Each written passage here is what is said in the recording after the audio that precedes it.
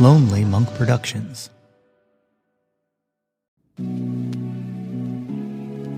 I don't know if y'all have heard Spies by Tori Amos yet, but yo, that's my Jawn!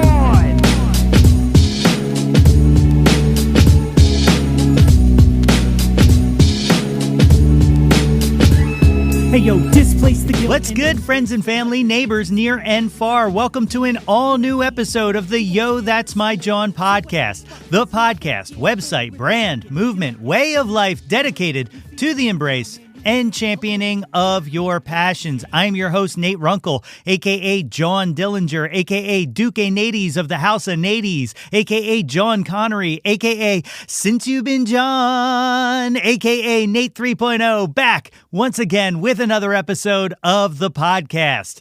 As always, I hope this podcast finds you all in good health and in good spirits.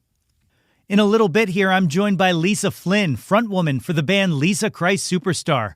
We have a great conversation that you will not want to miss. What is up, my people? Hope you guys are staying warm out there. Man, I was not ready for the temperature to drop so quickly.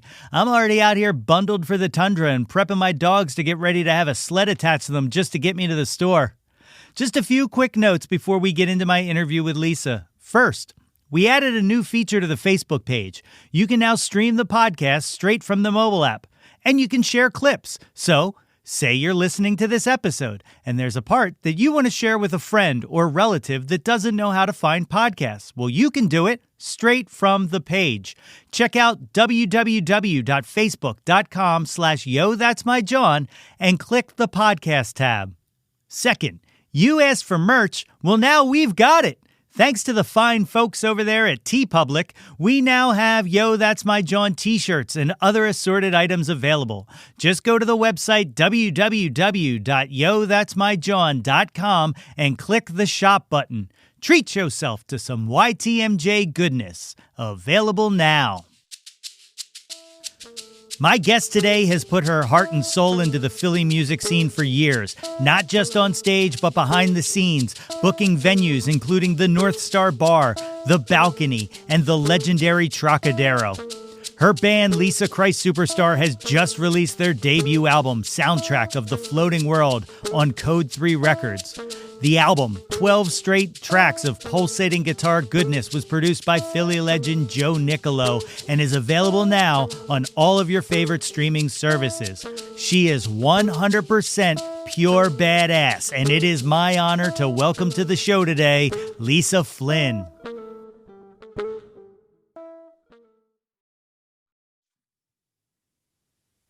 All right, there we go. Ladies and gentlemen, I am joined today by the great Lisa Flynn. Thank you, Lisa, for joining me here on Yo, That's My Jawn. Hi, thank you for having me. I'm excited. Oh, that's great. That's great. So I am very excited for a whole multitude of reasons, but one of the big, most important reasons is I got to hear Soundtrack of the Floating World. And oh my God, what an amazing album you have put together.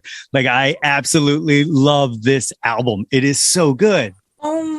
Thank you so much. It was a really long process to get the album out and done. And it was really a labor of love. And that means a lot to me for you saying that. I mean, it is like the perfect sound. Like, it's everything that it speaks to me. It's my kind of music. So like it just bangs. It's a Jawn, to borrow a phrase from this. But we'll talk about that in a little bit. But let me get started. Why don't you tell these good people like where you're from, like where you grew up? Oh, I grew up right here. Well, in Northeast Philadelphia. Born and bred in Philly, which I'm very, very proud of. And I take that Philly attitude with me every place, I think. Excellent. And I've been playing a lot of bands in the city for years, and I was involved in promotion in the city. Like, I booked a bunch of clubs, like the North Star Bar and the Trocadero and the Balcony Bar. And I've been involved in music for a really long time, and this is kind of my time now where I'm just like, you know what? We just got to kick it into full gear and get this thing going really again after the pandemic started, That's awesome. Well, so let's jump in the time machine and go back in time. When you were a little kid, what kind of music was playing around your house? Oh my God. Well, Johnny Mathis. Yeah.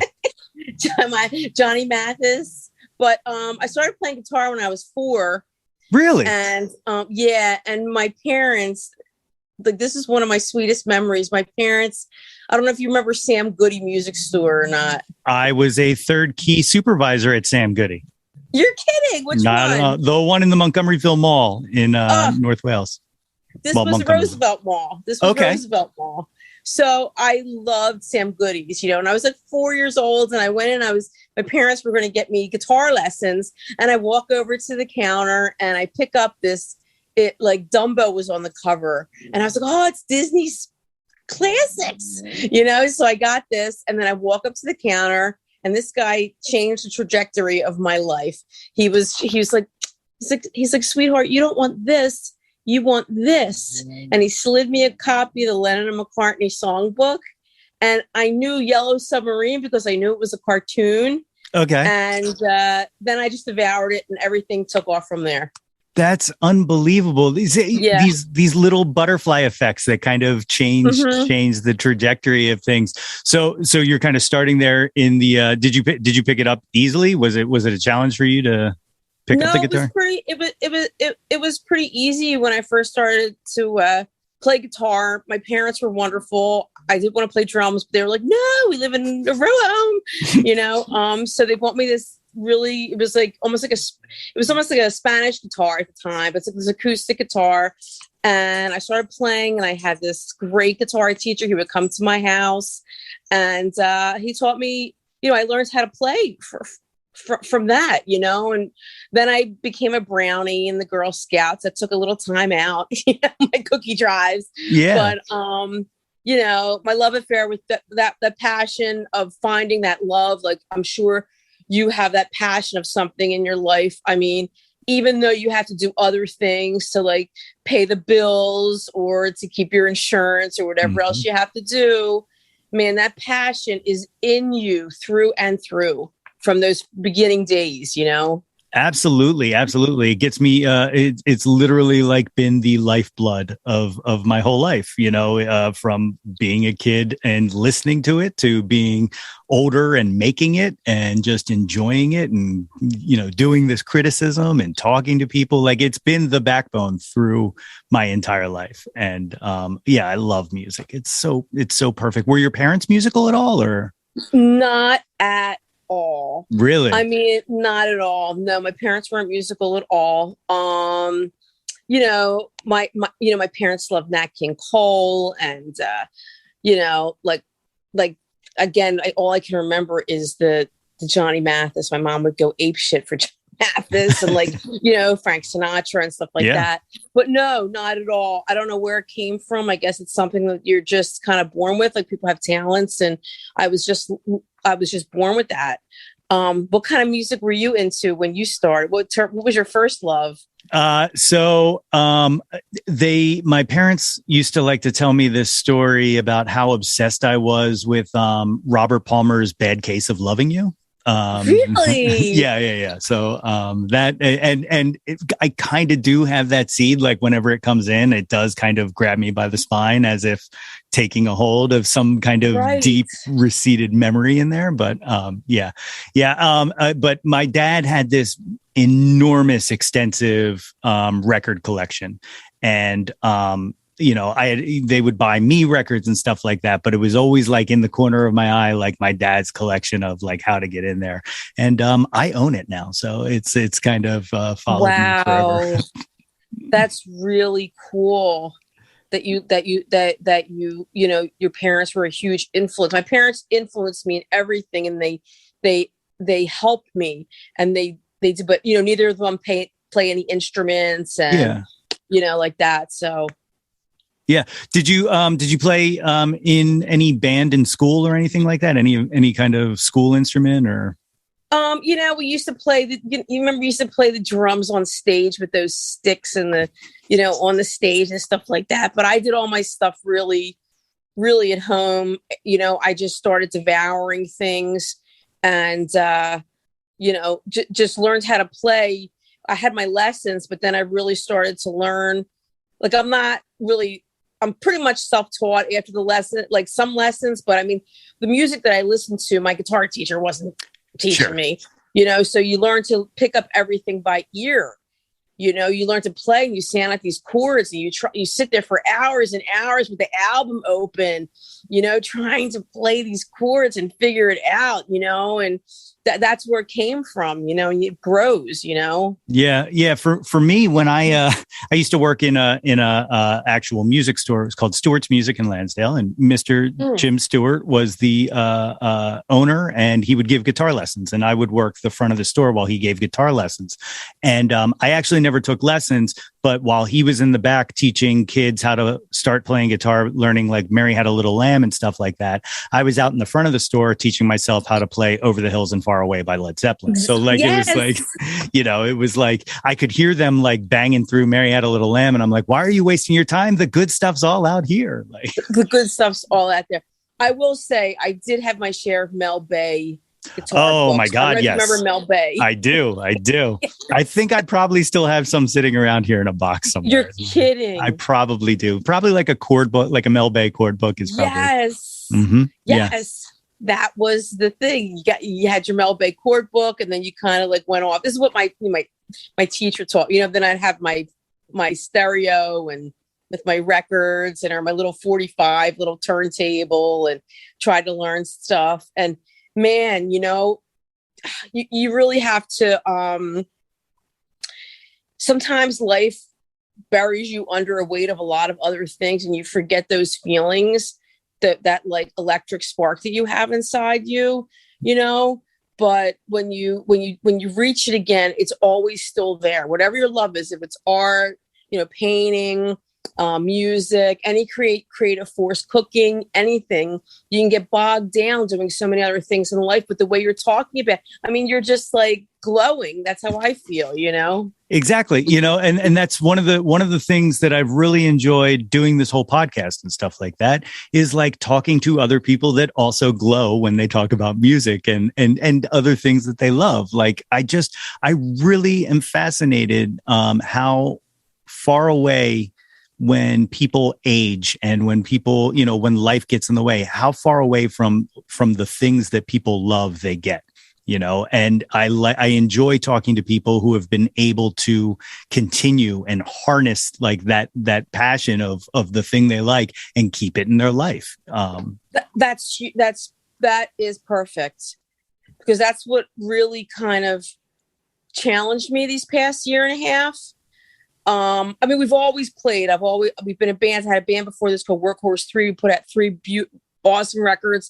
I'm really proud of. Before that, I was in a band called Savage 3D, and I was in, different other bands before.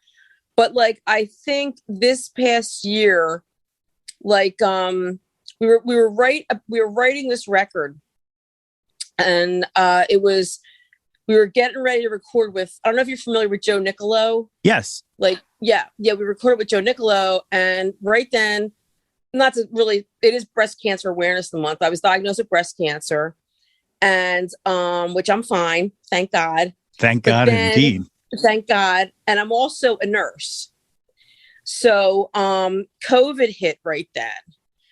And between that and work, all my friends are home from work, and I have to go in, you know what I mean? Like, to deal with this beast, and it took, between that and that diagnosis, it really took a lot of, it buried my creativity for a little while, like just like trying to survive at work, trying to survive with dealing with an invisible monster that I've never dealt with before, this COVID, patients getting sick and dying and everything. And it really drained me. And thank God, I'm clear with the cancer. Everything's great with that.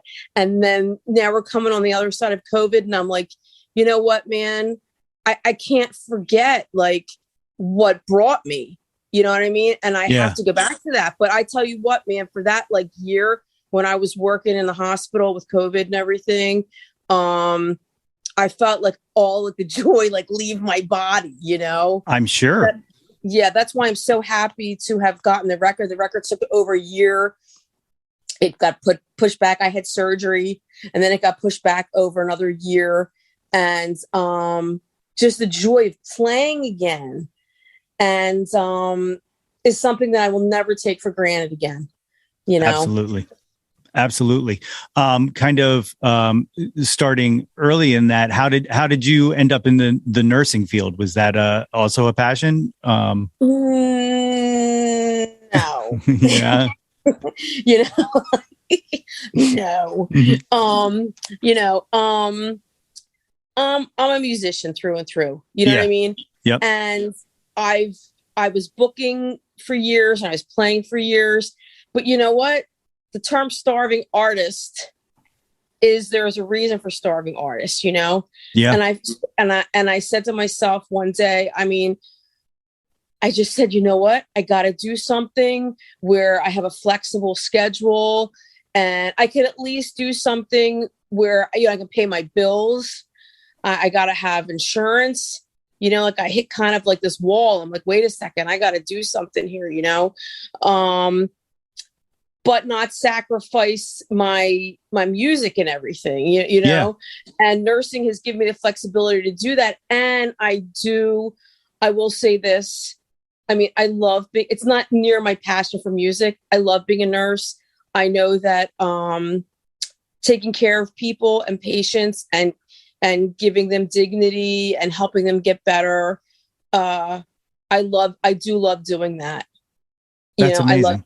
I do love doing that. I work in a cancer hospital, so I really love doing it, So, working in a cancer hospital during COVID with cancer yourself, like that, I can't, I'm like, it was another one of the main reasons I was very excited to have this conversation with you, because I can't even imagine what the weight of that must be.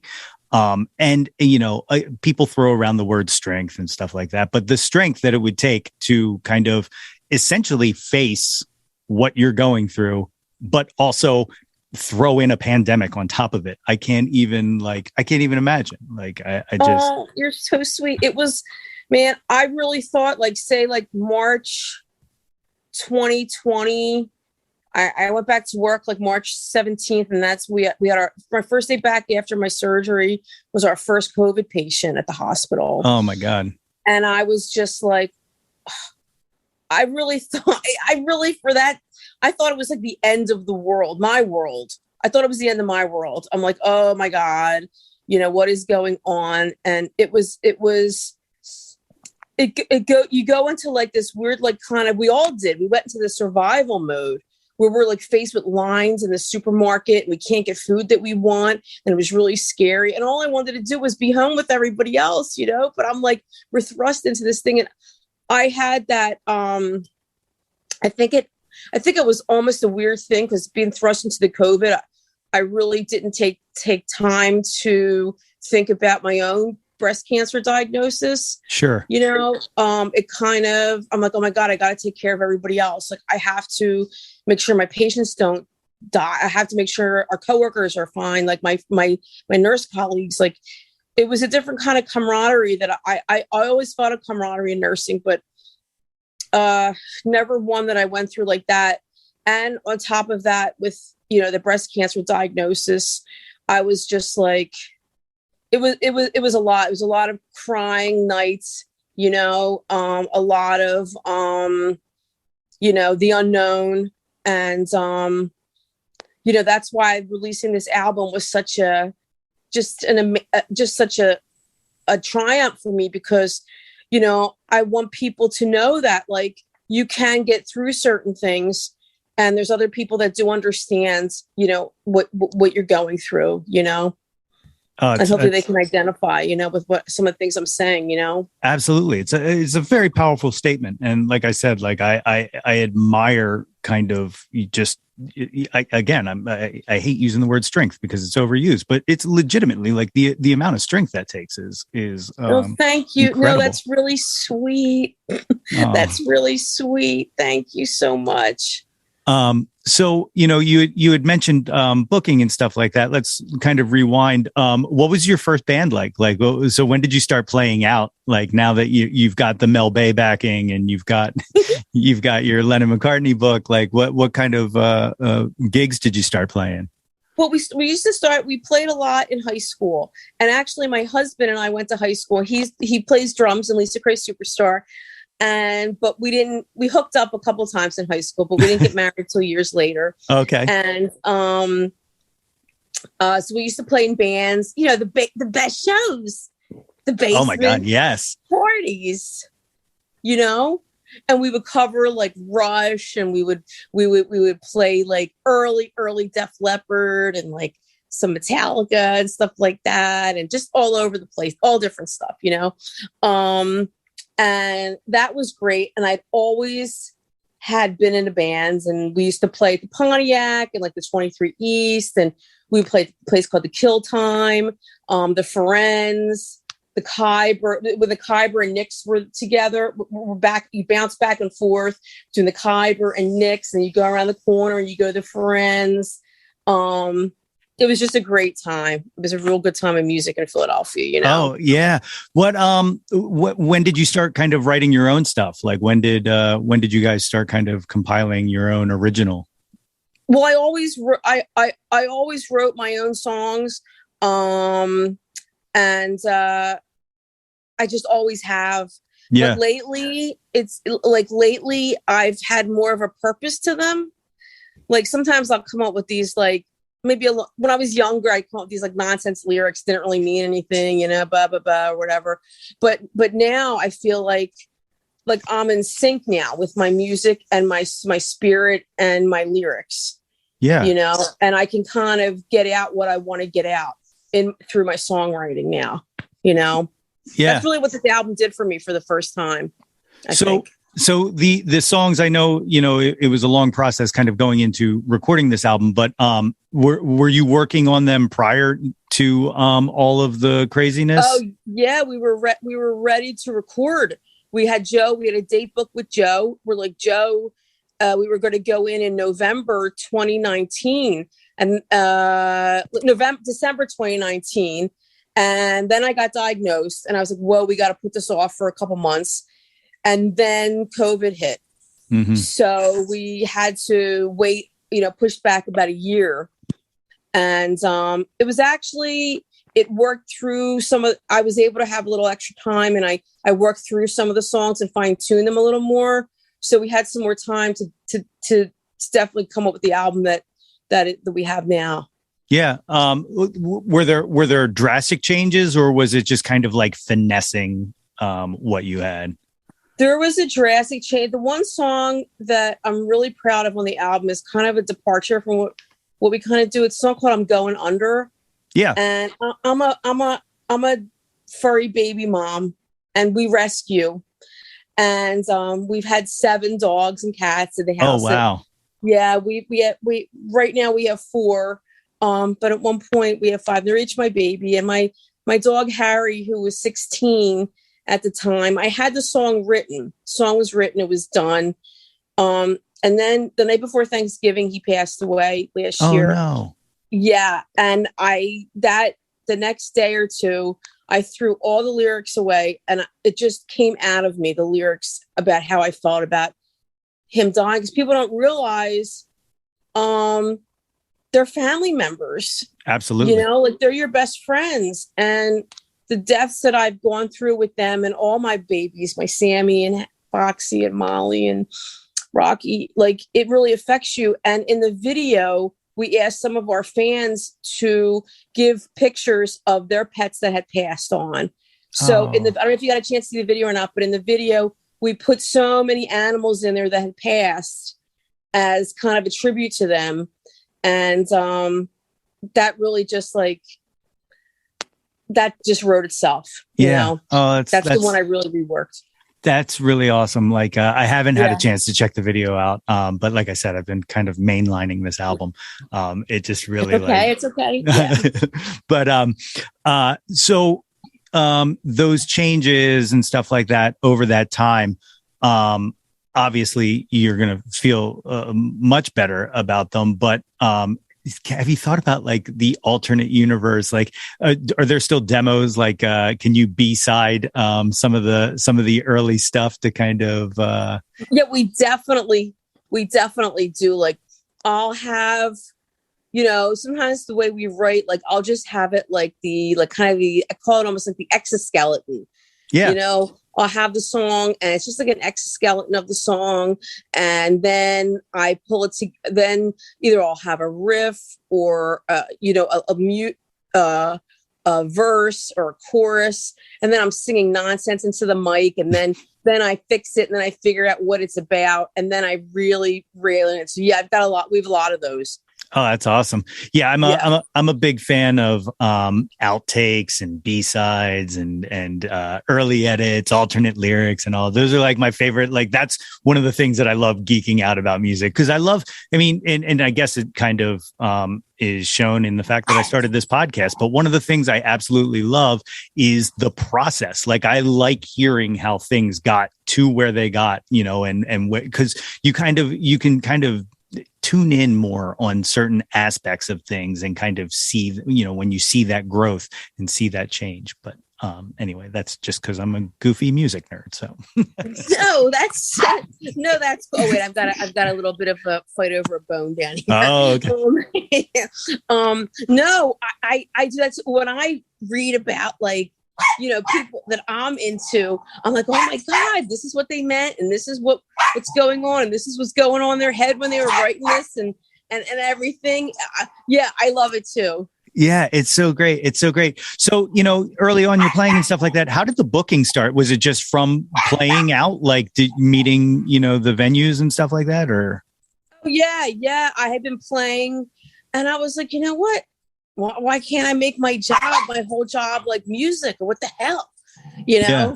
So we started booking. I got John Hampton from the Trocadero. I don't know if you're familiar with him, but he interviewed me and I got a job booking the balcony at the Trocadero.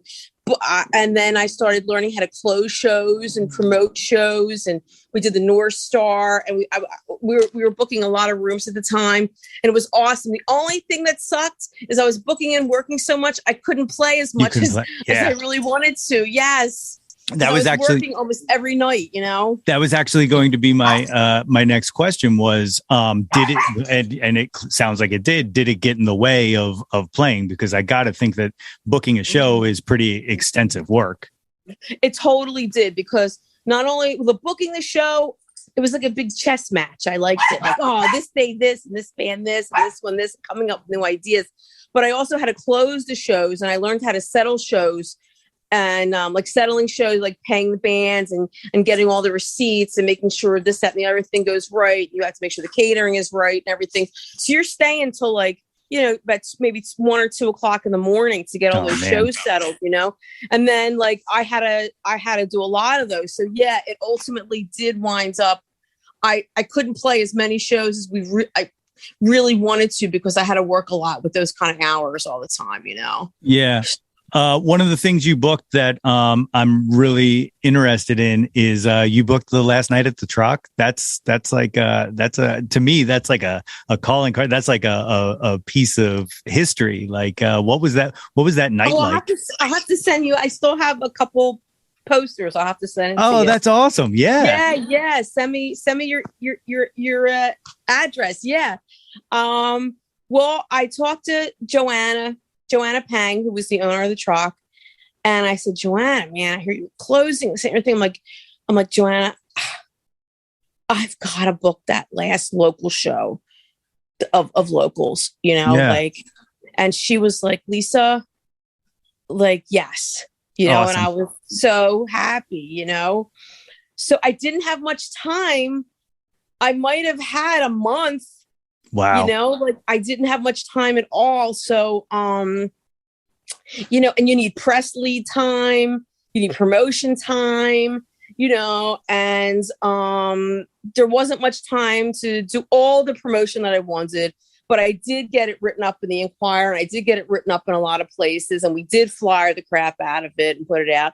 And what I wanted to do, I actually had people like, I couldn't book. Of course, I would have wanted to do like a 3-day event and have all the bands and this, that, but you can't do that. And I wanted to do a little bit of the fantastic new bands, the fantastic older bands, and just kind of meld it together, as fast as I could, as best as I could, in the little bit of time to really give just that feeling, that of the room, that room is a huge part of, I think, everybody's, like youth and not even youth, just their day, their musical career, their music. They've seen so many shows there.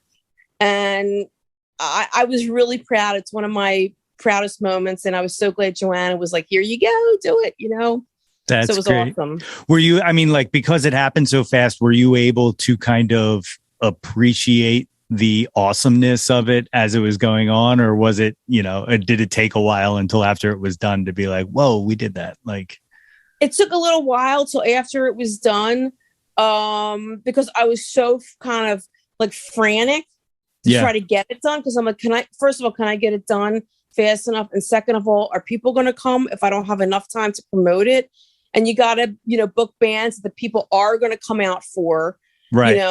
Because just saying it's the end of the last Troc show isn't really enough.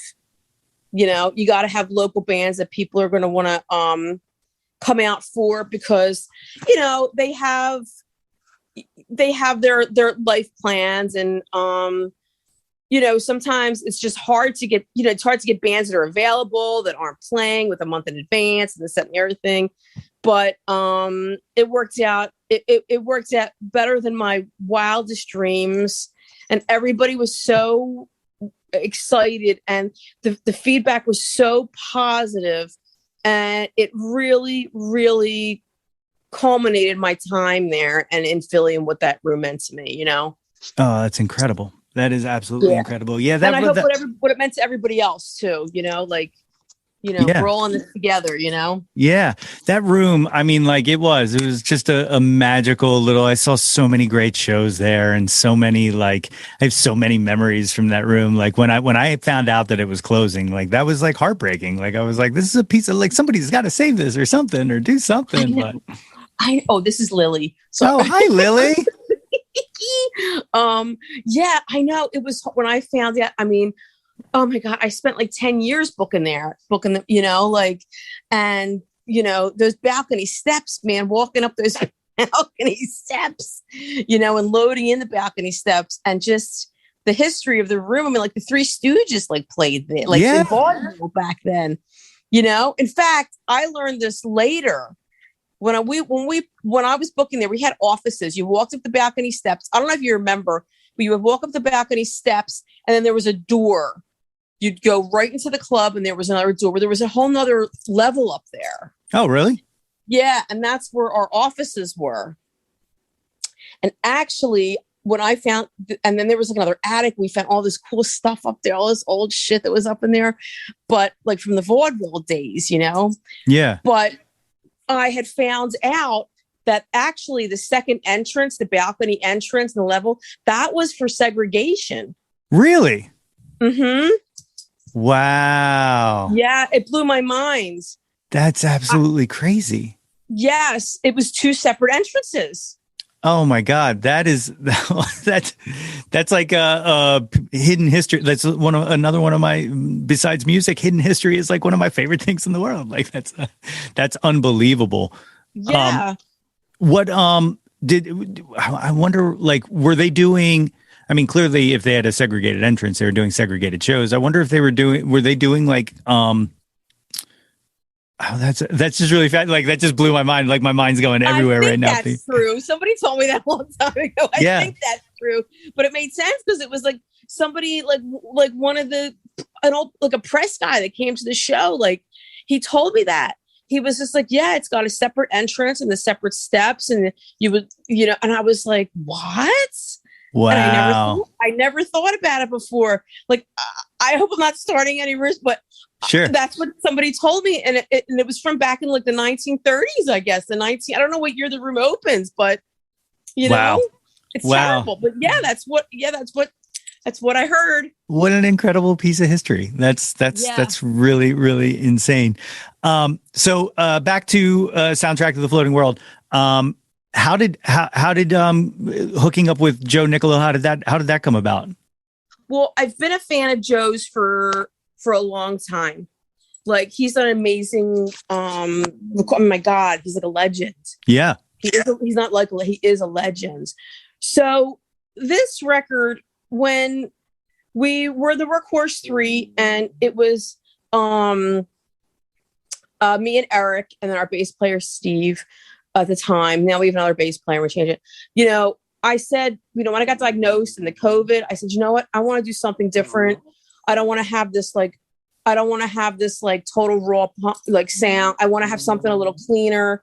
I want to have something that I've never done before, and I want to record. And I just want to cross that invisible line that is in music sometimes. Like, even if it's in your own mind, it's like this invisible barrier that you have, kind of like, oh, can I do this? Can I not do this? You know, like, can my record sound a little different? Like, I wanted the record to be opener, and I wanted the record, and I wanted to record with somebody that had that knowledge of a whole nother level of the music industry that I don't know about yet, like the Grammy level and the dealing with different people that I'm not that familiar with yet. But I said, you know what? I want to use Joe. I mean, the stuff that he did was fantastic, and he was so wonderful. Like, I messaged him, and he was so accessible. He liked what we were doing, and he was like, "Yeah, I'll definitely record you guys." I was like, "What?" You know? So it was great. We were blessed, you know. And he put like a different spin on the record. Like, it does have this open and airiness to it in certain things, and it's more polished. And I just love what he did with it. Yeah, it sounds so incredibly tight and precise. Like, you can definitely tell that someone masterful put their hands on it. Like, so what's that process of working with him like? Or is he kind of like on the fly live while you're playing, kind of making tweaks and stuff, or is he suggesting stuff based off of listening to demos? Or well, we had asked when we went in, it was different because it was still COVID. So he has a new studio. So he was behind like partition. We couldn't, sometimes when you record with somebody, you go behind the partition and listen to everything, but we couldn't do that then because this is before the vaccines and everything. Okay. Yeah. So he kind of like played everything through for us and sent us like MP3s for us to listen to everything. But what we did was we record as a band, the three of us, like live. Yeah. We record our tracks pretty much live right then. I like that. I like the energy of that. I like all being in the same room when we record.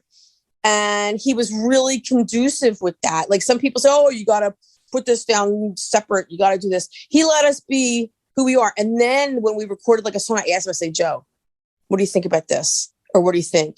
And he said, let me work on it. Let me see what this sounds like. And he put some changes in that we didn't even think of. Yeah. I'd be like, look, does this sound like shit? Does my voice sound like shit on this? He'd be like, yep.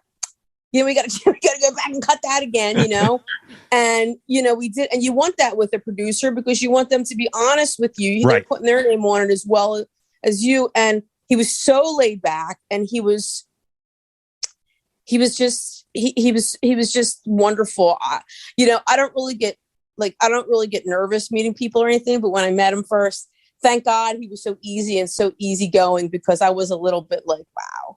Yeah. I was a little nervous. And he has this piece of paper. It's on a yellow piece of paper, and it says, prepare to give the performance of your lifetime. Wow. And it's taped to the wall, and it's what I think it was like Lauryn Hill's manager wrote on a piece of paper for her to look at when she recorded when they were recording one of their records in there. Wow. And he keeps it there, you know. That's incredible. It was really a good, great experience. I hope to work with him many, many more times, you know. Yeah. Oh, well, I mean, what you've done with him so far is incredible. So I too hope that continues because, thank you. Like I said, I absolutely love this album. This will, because of when this airs, this will be in the past, but you're having, a record release on the 6th, at the Fire. Right. Let's pretend like it happened.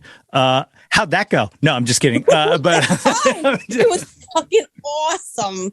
It was fucking fantastic. I'll pretend like it happened. I'm right there. In my mind, I have to think things are positive and like they did happen so I don't get stressed. You know what I mean? It happened. It was great. It was fantastic. And then I keep that positive vibe out there. You know what I mean? Yeah. So. Yeah, so I mean, with the day job and whatnot, hi Lily. With the day job, like, are you able to kind of tour on it? Like, are you planning on touring on this album, or just kind of staying local, or? Well, I want to wait and see. Right now, we're gonna do. We're like kind of torn up about it. You know what I mean? Yeah. Like, especially with the COVID thing and everything. Certainly. Like that. Like we're kind of not sure what we're going to do. One thing I'm exploring, which we haven't done before, I want to put more videos out. Yeah. Like we're going to be releasing another video this week or last week. It was released. And if you're in the future or the past on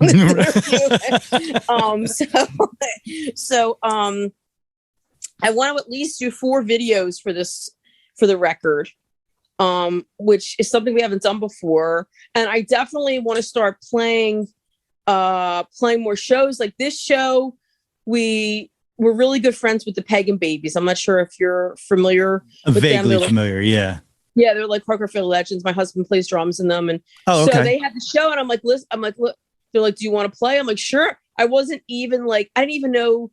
I was just starting to look at like for places to do like a record release show. I didn't because clubs were just starting to open like 2 months ago, right? Yeah, 2 or 3 months ago. So, and you need that kind of time to get press and promote it and everything. So, I've been trying to promote the record and like practice and everything for the show. So we're going to be looking into getting some more shows coming up, probably stay a little local, like in the tri-state area. And then immediately, I think, start writing our next record. Okay. Yeah. That's an excellent sounding plan to me. I'm on board. Do it. So is this your first live show since the shutdown and all that stuff? No, we played one a month ago in Pottstown. Oh, okay. Which was I was like, it was outside. It was a gorgeous night. It was fantastic. And I thought, oh, I'm gonna have to dust off the cobwebs. There was no fucking cobwebs to dust off. It comes right back. I don't doubt it. That's right. It's in you. It's in you. Let the power compel you. Exactly. What was that experience like being in front of people once again for like the first time in forever? It was great. Like and the fact that the fans there that came out were really, I think, I don't know if extra hungry is the word, but they were like really happy to see, live music, and really, we sold a bunch of merch and everything. And it awesome. It was just a great atmosphere to feel that again. And I'm glad my first show back was outside. This is the first venue that we were playing inside. So I don't know how that go. I know everybody has to be vaccinated and show your cards and everything, but I don't know how how that works. I think you have to have masks on in Philadelphia unless you're at the bar or playing. Yeah. So I'm kind of interested to see how the bars work with that now, you know? Yeah, I went to my first live indoor show. I guess that was maybe 2 weeks ago. Last week, 2 weeks. Time is gone. But and it was at the Fillmore, and I am glad that it was Idols. I don't know if you're familiar with Idols. I'm not. You should check them out. They're a British post-punk band, and they kind of preach love and compassion and aggression. It's like it's you'll love them. Wow, you'll definitely love them. I'll send through some links or something. But yes. But because I'm an older guy now, I was up in the balcony. And I was just looking over a sea. What I told my girlfriend was just, in my eyes, a sea of COVID, because there was just so many people, and I'm not there yet. I'm not there yet. Right. No. But like a smaller venue, I can totally hang at and stuff like that. But those big shows, I think I gotta take a break on for a while. Well, did they enforce masking? Like, what's the vaccination? They did. It was mandatory mask or negative test within 72 hours. And they wanted people wearing masks. People were wearing masks when they went in, but looking down on the ground, they certainly were not wearing those masks. I mean, like, exactly. Like there was a big, enormous mosh pit going on and stuff. And like, I missed it. Like in my heart, I'm like, God, I wish I was there. But also my new heart from this past year, I'm like, I'm glad I'm nowhere near there.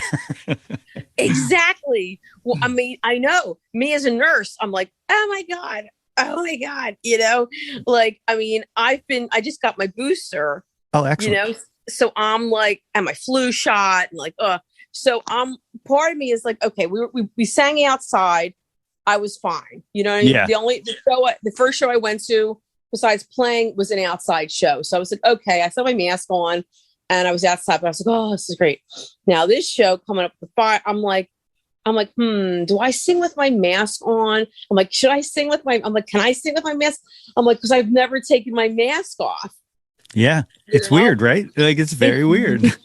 It's really weird. It's really weird. And I'm like, I mean, I bring my own microphone and everything. Yeah. But it's like this dilemma. I'm like, I can't sing with my mask on, but I do it practice. Like for a year, I did it practice. I sang with my mask on, you know, and I'm like, do I do that? Like, I'm like, I don't know what to do. I'm like, nobody's singing with their mask on, but I'm like, I don't know if I could take it off, you know? Right. You know, that was one of the other things though, is that like, I played some outdoor shows last summer, at this bar restaurant in my area. And we were like, I was comfortable with it because we were outside and we were far away from where everybody was set up. But also being able to connect with the crowd was almost impossible. Like it was almost just like people were sitting in on our practice, you know, like it was very weird. It's been very challenging, but I am, and listeners of this podcast are probably sick of me saying it for the past year now, but I am really inspired by what music has kind of done during the pandemic and people's connection to music. Like it's just, it's like live streams and stuff like that, and getting back out to live music and all. I'm really happy to see. I don't want to say that people forgot how cool music is, but I feel like people fell in love with music all over again. And I know I did. Yes, because it was almost like your joy was just sucked out of you. I mean, it's just now, like I think I was behind everybody in a lot of ways because I was working the whole time through the pandemic. Yeah. So I didn't have any chance to, and we had to work extra and overtime.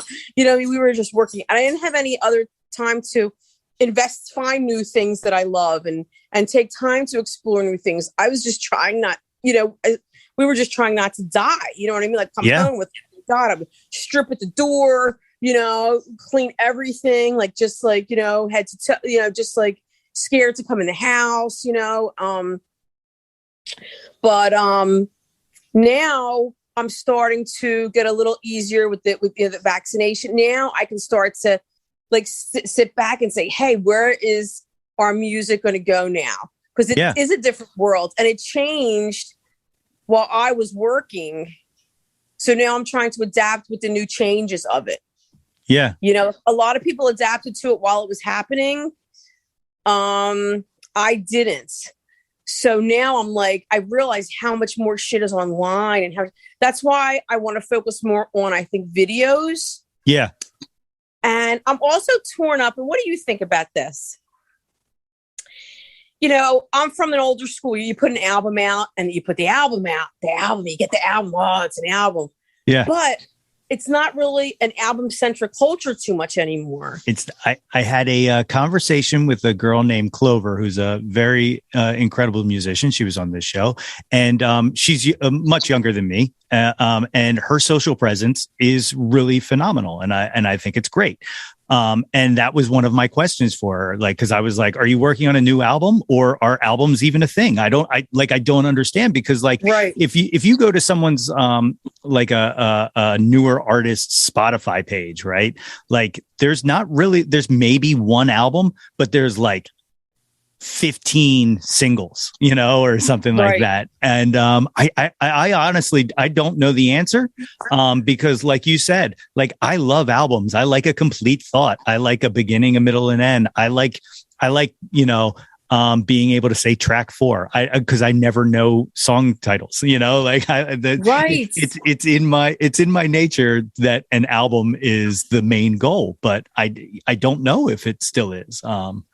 I don't Isn't know. that weird? It's very weird. It's very weird. You know, and the other thing is, I don't like, and this is something that completely puzzles me because of just coming up and the nature of everything that I know of music is, I don't know how important live shows are to an entire generation of people. Like, to me, they're very important, and that's how you connect, and that's how you hear how a song really sounds. But like, I don't know like these kids today, you know. I know, and that's why I'm thinking, I'm like, wait a second, like, I have to rethink this whole thing that has happened. That's why, and I'm like, can you just go in? Like, you know, we're used to going in, recording an album, you know, and that's it. And you have, so I'm like, wait, we're going to record 12 songs. What do we do? Record 12 songs and release one every month? Is that what we're supposed to be doing? Is that how it works? Like, I don't know what works or what doesn't, you know. I guess I'm just going to do whatever we're going to do, you know, and so be it. I feel like one song isn't enough. No, never. You know, and here I try to not get too metaphysical, but the music will tell you what to do. Like, when you write and stuff like that, it'll tell you, like a song will tell you if it needs to be released right now, or if it's part of a larger thought and stuff like that. You know, I think you'll know. I think you'll make the right decision because, you know, listening to your album, you've made 12 straight right decisions right there. So I think you know, I think you just have to trust yourself and trust the art, as heady as that may sound, you know. Yeah, no, it's great, because I've just talk with, like you said, with other musicians, and it's like, you know, people are, you know, you're right. I got to just do what I think that we're going to do. Whether we put out one song, whether we put out like a trilogy, or I like that. I like that. Nobody steal that. The trilogy. I like that a lot. Yes. So maybe we'll do that. That's a good idea. Like, you know, because I know people don't listen as much, but people, I still, you know, you get your hand on that album. Yep. And there's nothing like it, man. There's still, I mean, I still like, I'm still a fan of just a big physical vinyl gatefold. Like, there's nothing like opening up that album and it's like looking at like almost a poster of just, you know, lyrics and credits and digging through to see, oh, this flute player, that name looks familiar. I think I saw that person on this album, and trying to tie it together without the internet and just Googling like, oh, what all has this person played like that. I miss it. I miss it a lot. That's how you learn. Yeah. Yeah. That's how you learn. And that's how you like get new influences. And that's how you like, I do miss that. Like, that's how I grew up. It was without the internet and everything else. And you got the Sunday paper and you got to see who was playing, and you would buy maybe a magazine if you were lucky, or you go to the record stores and you might read in the liner notes, oh, John Lennon, David Bowie was on one of John Lennon's songs. Oh, who's David Bowie? Let me find out who David Bowie is. Yeah. Oh, David Bowie, like Iggy in the Studio. Oh, who's Iggy in the Studio? You know what I mean? And that's how it grew, not like by Google searching and everything like that. Exactly.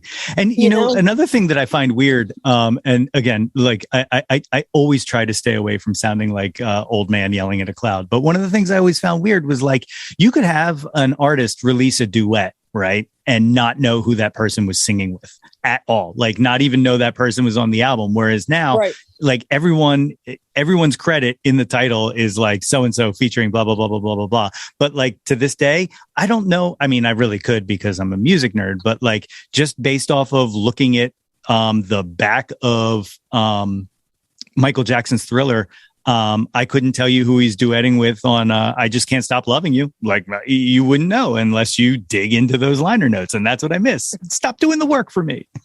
I know. Stop doing the work. I know. And you still get those moments where you're like blown away. I remember like when I was saying John Lennon, when I heard that like John Lennon was doing backup vocals on Fame, I was like, what? Yeah. That's like, Michael McDonald doing backgrounds on Steely Dan songs. That's now all I can hear. Like on Peg, all I hear is Michael McDonald over every other voice. Wow. I have to see if I can pull that out now. Listen to it. Every chorus, all you're going to hear is Michael McDonald screaming Peg. It's so weird. Oh God. It's so weird. That is so weird. But that's one of those cool things that I like. You know what I mean? Yeah, absolutely. All right. Do you want to go through the jauntlet? I got these stock questions that I ask every guest, starting with the one-hit wonders. Here's the first one. Are you a Billy Joel or are you an Elton John? I have to pick one or the other, right? Yep. Early Elton John. Okay. Yeah, I like it a lot. I like it a lot. Early Elton John. Number 2, Debbie Harry or Joan Jett? Oh, wait a second now. I have to go with Debbie Harry. Oh, very nice. Very nice. This, I was just saying last episode, that one question there is probably the one that gives people the most difficult time choosing someone. Yeah. Number 3, Aretha Franklin or Tina Turner? What are you doing with these? Aretha Franklin. All right. Next one, Nirvana or Pearl Jam? Pearl Jam. Yeah, that's my choice as well. The next one, another one that people seem to have a problem with, Janis Joplin or Stevie Nicks? Stevie Nicks. Yeah, okay. All right. Here's the big one that is a cliche at this point, but it still tells me everything I need to know about a person. Beatles or Stones? Oh, it's the Beatles. Yeah. Okay. Yes, Beatles. It better be the Beatles. Oh, yeah. Had to. Better be the Beatles. Yeah, I actually would have guessing on the Sam Goody songbook also. That would have been your answer. I'm gonna bring back an old question that I actually retired, but I would love to. I have one for you. Okay, yeah, go ahead. I got this one. I put on, and a lot of people are stumped by, and this is one of my favorite ones: Deep Purple or Motorhead. Oh, okay. So, it's one of my favorites. Yeah. Oh man. So, wow. I feel like I have to say Motorhead just because that's my core. Like, I really think I got to say, but you know, definite respect to Deep Purple. But yeah, I think I always got to settle with Lemmy is what it always comes down to. Right. As a lot of people do. Yeah. I'm Deep Purple. I'm Lemmy too.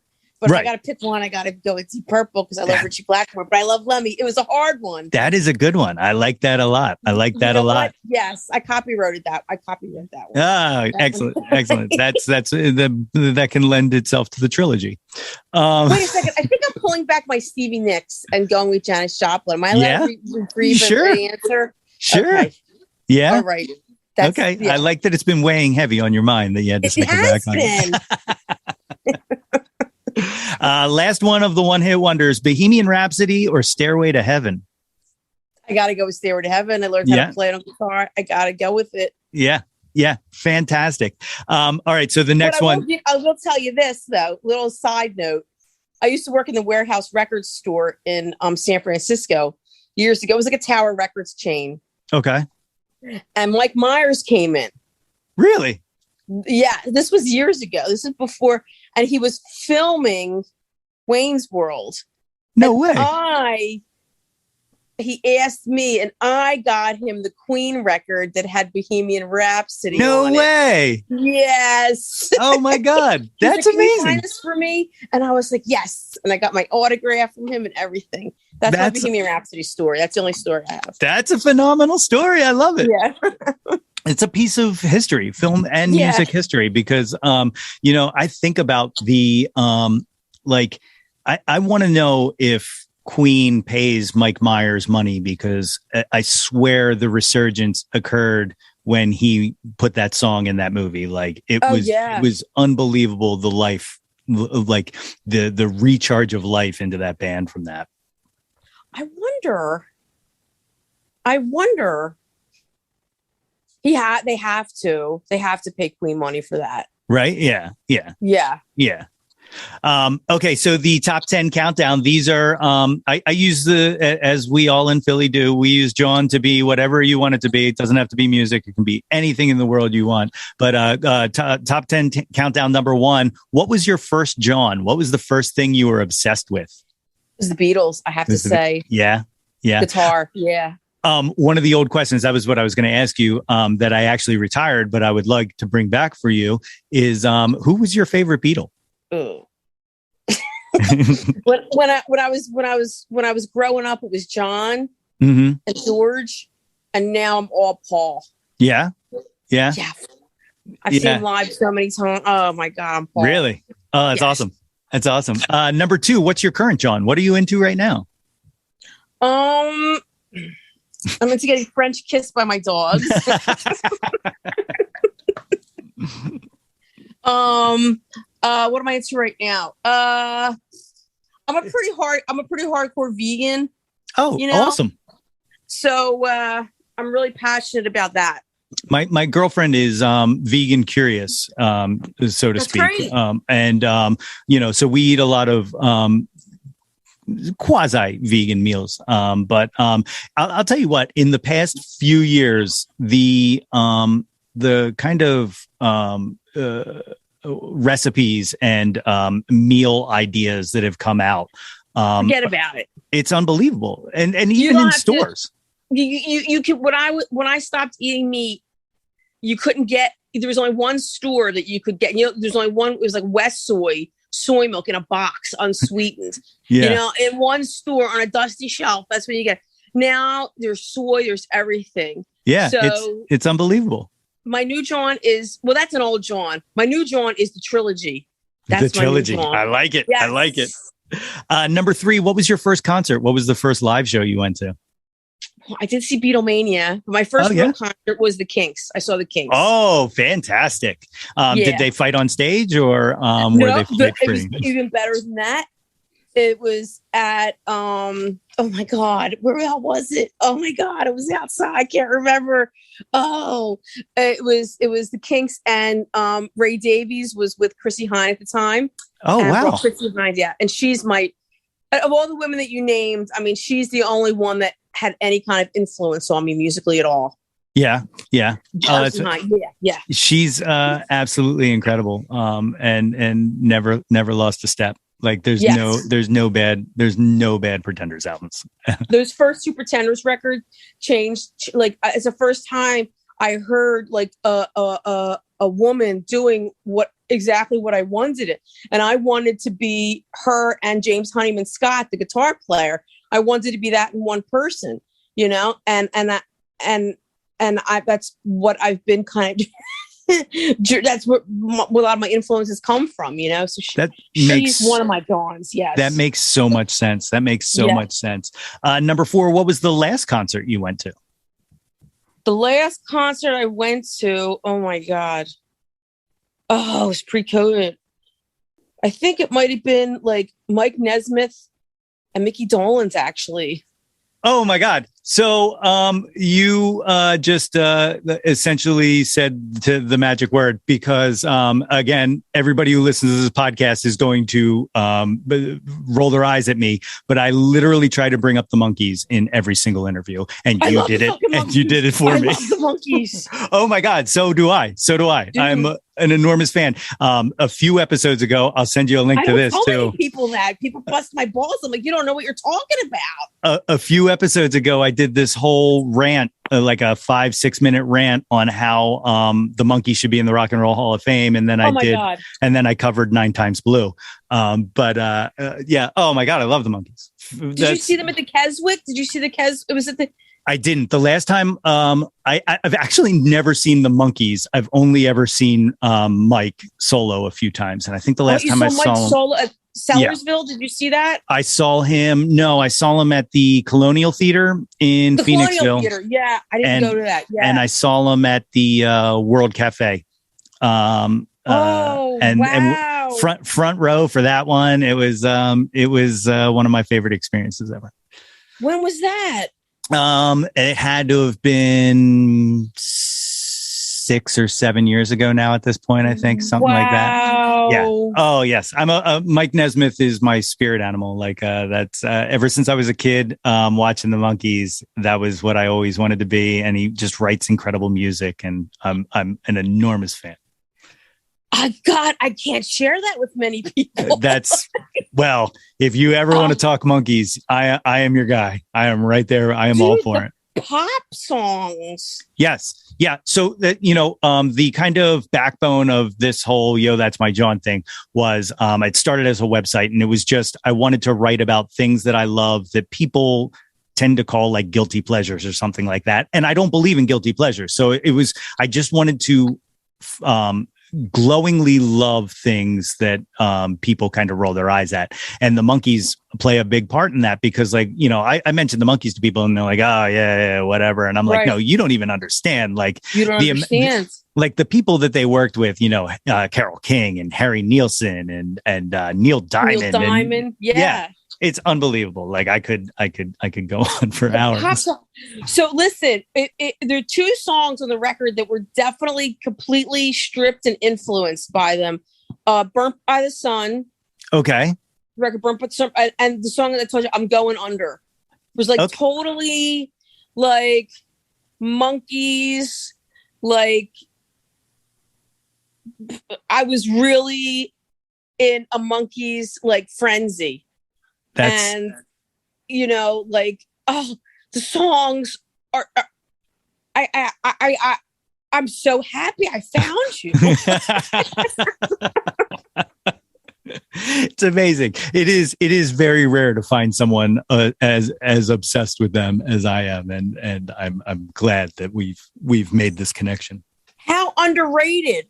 100%. And Mike's solo stuff is just like, I don't understand how it's not so much bigger than it ever was, because like some of the stuff he was doing is so easily mimicked by other acts at that time.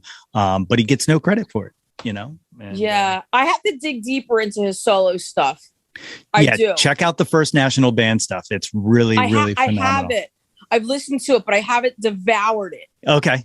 So I've got to go back. You'll inspire me to go back and totally devour it.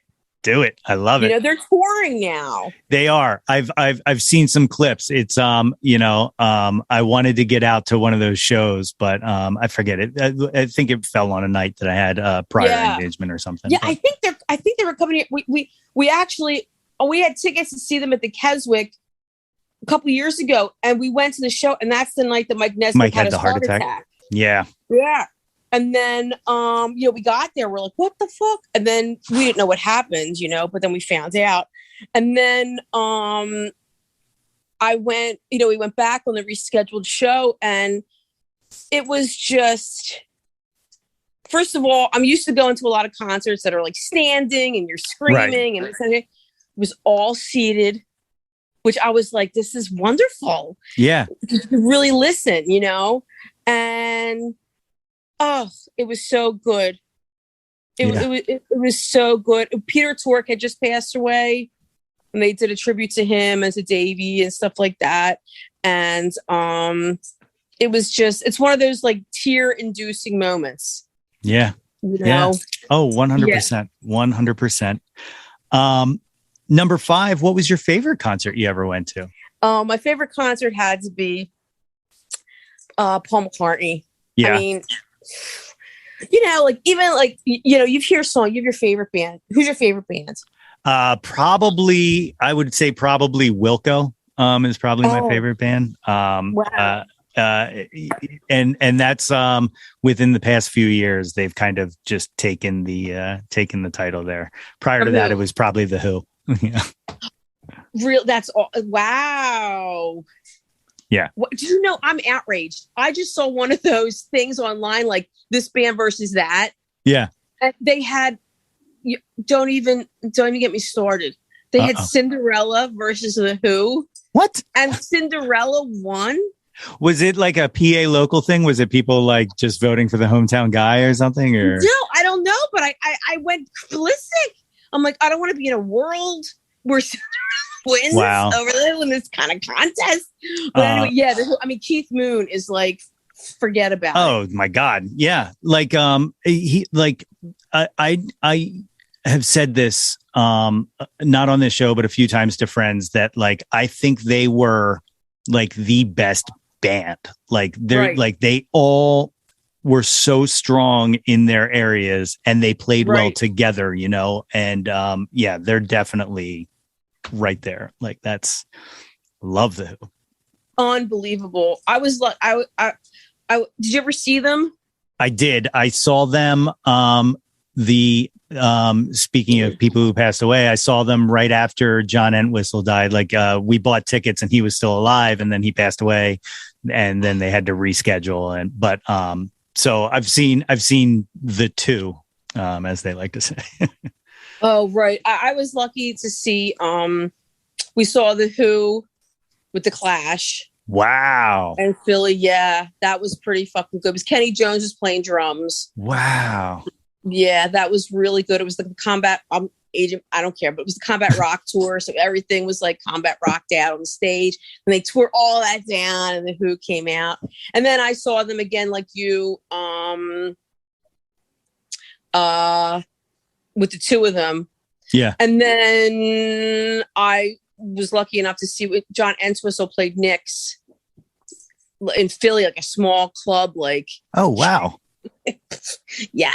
Wow. So that was a weird thing. That's awesome. Yeah. We'll push Wilco over the top though. So they have this song Impossible. I don't know that much about Wilco. So they have this song Impossible Germany. All right. And it sonically, there's a whole middle instrumental section into the outro. And it is, I have what I can only explain as a religious experience listening to that song, because it just sonically kind of, I have to just focus on it and I can't do anything else. And it blows me away. It absolutely blows me away. And that's like based on my, my relationship with that song, that was what kind of catapulted it. But with The Who, I have very similar kind of connection to certain songs, like all of Quadrophenia is just another thing that's imprinted in my DNA. But I know, and to get to see, like, even if you see a part of the band members, Yeah. You know, to get to see them. Like when I saw McCartney, I've seen McCartney probably about 10, 12 times now, schlepping my husband all over the place. And, you know, Ringo Starr, I've seen a bunch of times. But when you sit, and I sit back, I remember I was just like in a fog and I'm listening and I'm like, oh my God. And then, you know, he's playing these songs. I'm like, am I really here? Yeah. Listening to the songs by the guy who did it, like Hey Jude, I can hear Hey Jude on radio. How many times have I heard it? I've heard it like thousands of times, you know, but like sitting there and listening to the guy who sang it and wrote it, like singing to me, like with me, asking you to sing on the chorus. Oh my God. I'm like, hey Jude. I'm like, well, that's like we got to see, at World Cafe Live, and we were right up against the stage. I got to see Brian Wilson, and you know, like there's Brian Wilson sitting 4 feet from me singing "God Only Knows," and like it was, oh my God. it was like it was overwhelming. Like it was just like oh my God, like oh my God, he's right there. Like that must have been unbelievable. Was it just him and a piano? Like, it was him and his band that's kind of made up of pieces of, I don't know if you're familiar with the band The Wonderments, but they kind of back him. But it was incredible to just experience like it's unbelievable, you know, like that's life changing. Yeah. 100%. You're like high from that for months. Yeah. I mean, still every once in a while when I look at pictures, because I'm firing off pictures every 2 seconds. Every once in a while I look at pictures. I'm like, look how close he is. You know, like that was like, we could have high-fived if he was into high fives, you know? Yeah, you could. Yes, you could have high-fived. That's right. Wow, that's a cool story. That must have been, wow. I remember, I think he played TLA. I don't remember that he did. When was World Cafe? World Cafe, this was 2015. Oh, so that wasn't that long ago. It was not that long ago at all. No, yeah, it was not too long ago. How was it? It was one of the most incredible shows I've ever seen. Yeah. Yeah. Oh my God. Did he do like things that you thought he was going to do? Like, was it like, I mean, he did, he went through the hits. It was like part of the non-com convention. But yeah, like, it was just, you know, it's like, oh, now he's doing In My Room, you know, like, oh, okay. Oh my God. I know. It's unbelievable. My phone charger just came in. I'm just going to plug it back in. Oh my God. Wow. You see, and nothing else gets me like that. Yeah. And that's music. That's music. Number 6, who have you never seen live that you wish you would have? They can be living or dead. Well, definitely the Beatles. And also Rush. Rush. I've seen You've never seen Rush? No, I've seen Yes, but not Rush. Wow. 94 Counterparts tour, third row. Another one of those things where like, and that was at the Spectrum. It was another one of those things where I'm just sitting there like, oh my God, they are right there. Like that was, yeah.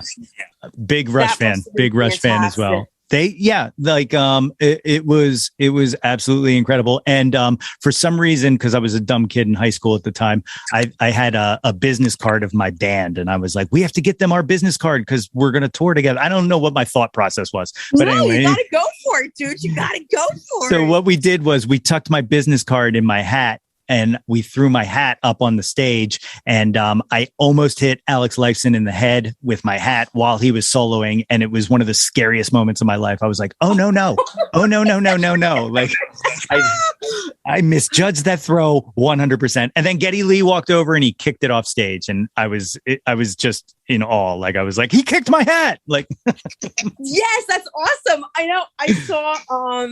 I saw Ringo at like one of the casinos, and I ran down, and big security guards are there, whatever, you know. So I ran down, and I'm like, I'm pointing at my tattoo, and he's like, "Oh, that's amazing!" I was like, did anybody see that? No, I'm the only one. But still, I know. But you know, that's all that matters. I definitely know what happened. Yes. Number 7, name an unappreciated, Jawn. Name something you think should have more exposure to it. I have to say animal cruelty. Oh, yeah. Fantastic answer. I completely agree with that. You know, Like, and that a lot of the beauty products, and besides the food and the beauty products, like it might say 100% vegan, but you have to make sure it says cruelty free, because they might not put animal products in it, but they will test it on animals. It's just it's so heartbreaking. Yeah. That's definitely that is definitely unappreciated. Yes. Like that. Yeah, 100%. Number 8, what's your favorite album? Oh boy. My favorite album. Oh, I don't know. That's fair. I don't know. That's fair. And that is a guitar solo. Okay, I like that. Favorite guitar solo? It's that one I was talking about in Impossible Germany. Yeah. My favorite guitar solo. I mean, does that guitar solo bring you to tears? You're gonna have to tell me what it's called again, and I'm going to listen to it. What's it called again? Impossible Germany, and it's Nels Klein playing guitar on that. It's just phenomenal. Impossible Germany. Okay. My favorite guitar solo is this guitar player in Wings, Jimmy McCullough. Yeah. And the solo in Maybe I'm Amazed just floors me. Yeah. It's not, some people confuse speed, but like, I'm not a speed guitar player. I'm not this technical guitar player. I'm not this technical whiz, like, oh, I'm playing, with this electric, this and this electronic. It's not me. But the feelings that emote from a lead, it doesn't have to be fast, doesn't have to be anything. Just a few notes. That's it. Yeah, that's how I feel about Clapton's playing on Bell Bottom Blues, which is just like just another one of those songs that just strikes me to my core. Like Clapton has lost his mind. I just read an article about his past year, and I'm just like, oh, just go away at this point. Like, I gotta say, Badge is one of my favorite songs. Badge. Oh, it's so good. It's such a good song. So good. And Cream is great. Yeah. But yeah, he definitely lost it, and it's sad to watch. Number 9, name an artist whose output you'll consume anything they release. I hate to say I'm such a dork, but like McCartney, whatever he puts out. That makes sense. Probably McCartney. The Rollins band. I'm a huge Rollins band fan. I noticed the sticker on the guitar. Yes. Yeah, at that time, that lineup was fantastic. Yeah, I don't know if you saw or not. Henry's coming to the Keswick to do spoken word in March. I tried to get him on the show and they declined. So I'm a little sore about Henry Rollins, but but I still love him. You know what? Him as a front man for the Rollins bands, not even so much Flag, but for the Rollins band is where I totally dig him. Like the spoken word, I can listen to, I cannot listen to. Sorry, but that and like. Just so much. I mean, Zeppelin. I'm a huge Zeppelin fan. That's a band I wanted to see live, and who I wanted to see live. The Doors too. Oh and God, I could keep going on, but Yeah. The 10th and final top 10 countdown question. Da-da-da-da. What is your favorite Jawn of all time? Again, doesn't have to be music. Can be anything you want it to be whatsoever. My favorite Jawn of all time. Oh my God. My favorite Jawn of all time is my family, my dogs. That's beautiful. I love it. Yeah. So tell these good people listening to this podcast where they can find you on the internet. On the internet, I'm on Facebook, Lisa Lynn Flynn. We also have, most people hit me up there. Like message me and stuff like that on there. We have a Lisa Christ Superstar band page, but most people hit me up on the Lisa Lynn Flynn. Also through our website is www.lisachristsuperstar.com. And you can also email me at lisachristsuperstar@gmail.com. Awesome. Awesome. Well, the album by the time this airs will be out. So everybody, please make sure you go check out Soundtrack of the Floating World. If you listen to anything that I tell you, it is beyond brilliant. And Lisa, thank you so much for joining me here on this podcast. Dude, thank you. Monkeys for life. My thanks again to Lisa Flynn. You can find Lisa Christ Superstar's new album, Soundtrack of the Floating World, on all major streaming services right now. And you can find more about Lisa and her band at www.lisachristsuperstar.com, on facebook.com/Lisa Christ Superstar, and on Instagram at Lisa_Christ_Superstar_band. Be sure to subscribe to the podcast wherever you get your podcasts from. And if you are up to the challenge and you want to earn yourself a super awesome Jawn Scout Merit Badge for Citizenship of the World, you can do so just by rating and reviewing us. Don't forget to visit www.yothat'smyjawn.com and like us on Facebook at facebook.com/yothat'smyjawn for updates and live streams. Follow us on Instagram and Twitter at Yo That's My Jawn, and find the Yo That's My Jawn YouTube channel and like and subscribe the heck out of that ish. Do it to it. We want to hear from you. Reach out, and touch some Jawn. Well, we did it again. Another episode in the books, and I hope you enjoyed it. Blue skies. Until next time, everybody.